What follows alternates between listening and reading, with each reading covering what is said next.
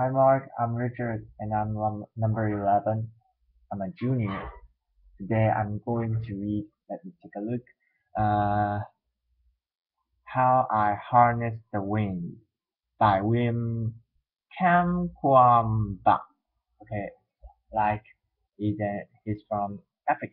Okay, um, 2009. Okay, let's start. Thank you. 2 years ago, I stood on the TED stage in Russia. Tanzania. I spoke very briefly about one of my proudest creations. It was a it was a simple machine that changed my life.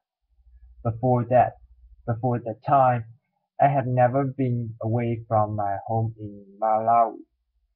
I had never used a computer. I had never seen an internet. On the stage that day, I was so nervous. My English lost. I wanted to vomit.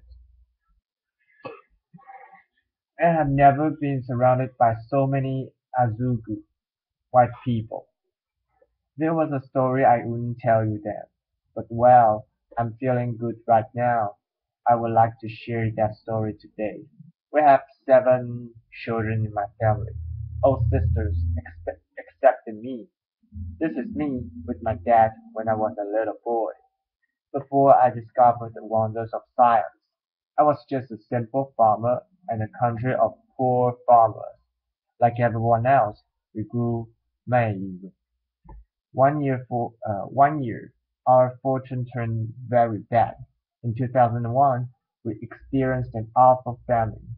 Within 5 months, all Malawians began to starve to death.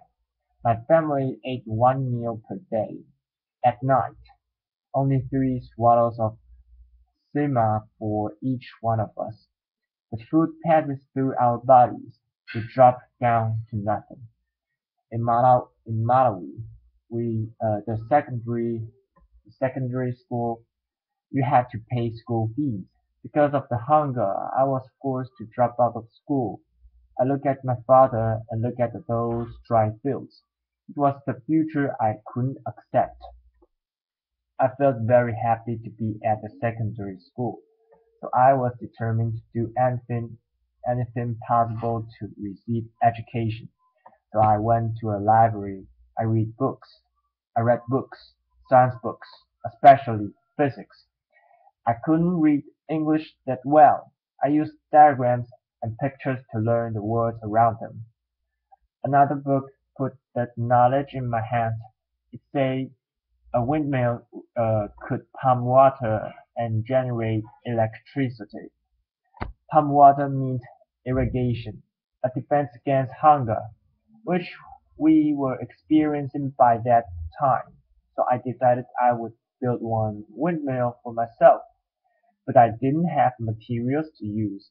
So I went to a scrap yard where I found my materials. Many people, including my mother, many people, including my mother, said I was crazy. I found a tractor fan, shock absorber, PVC pipes, using a bicycle frame and an old bicycle dynamo. I built my machine.